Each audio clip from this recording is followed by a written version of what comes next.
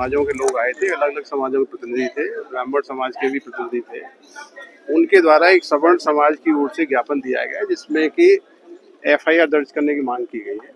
हमने उनको आश्वस्त किया है कि इसका हम लोग परीक्षण करेंगे और नियमानुसार जो भी वैधानिक कार्रवाई होगी वैधानिक कार्य पूर्ण करके उनको बता दिया जाएगा। इससे पहले भी कल 2 ज्ञापन दिए गए थे मुरार थाना में और डबरा थाना क्षेत्र में। दोनों ही ज्ञापन उचित कार्रवाई के लिए कमिश्नर साहब को भोपाल को भेज दिए गए। इस ज्ञापन में भी हम लोग समय अवधि में नियमानुसार वैधानिक कार्रवाई करेंगे।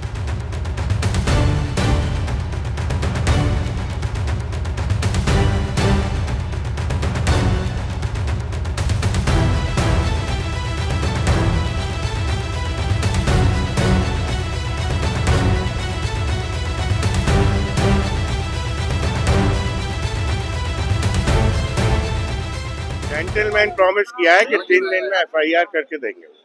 तो निश्चित बात है, एक प्रशासन का एक अधिकारी अगर 3 दिन की बात करता है, 15 दिन की मांग की थी उनने, लेकिन 3 दिन की बात करता है, तो हमें निश्चित है आश्वस्त होना पड़ेगा।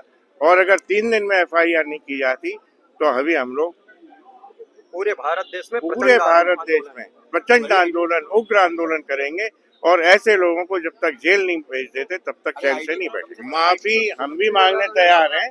एक बार उस आदमी को हमारे सामने ले आओ, कहाँ है, हम उसमें बढ़िया जूते लगाते हैं और एक माफी मांग लेंगे, कोई दिक्कत नहीं। पहले ले आओ। पुलिस कार्रवाई 100% होगी, नहीं तो 3 दिन बाद जो स्थिति होगी इस एसपी ऑफिस में हम ताले डालेंगे।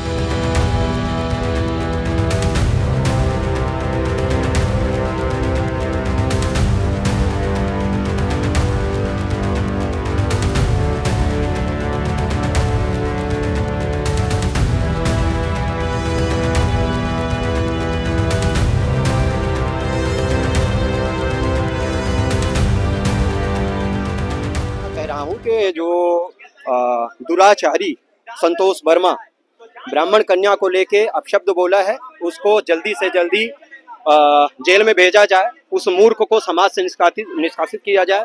ऐसे सठ अगर समाज में रहेंगे तो कहीं ना कहीं समाज का दुर्भाग्य है। और मुझे तो ऐसा लग रहा है कि अगर ऐसे दुष्ट हमेशा दुर्वचन बोलते रहेंगे तो कहीं ना कहीं प्रश्न उग्र हो जाएगा। अगर ब्राह्मण उग्र हो गया तो समझ लेना चाहिए कि फिर विनाश निश्चित है। इसलिए जिनके चरणों की पूजा भगवान रामकृष्ण किए हैं उनका सम्मान अवश्य करें, क्योंकि वेद, पुराण, गौ, ब्राह्मण, इनका सम्मान करने वाला व्यक्ति ही सब कुछ कर पाता है।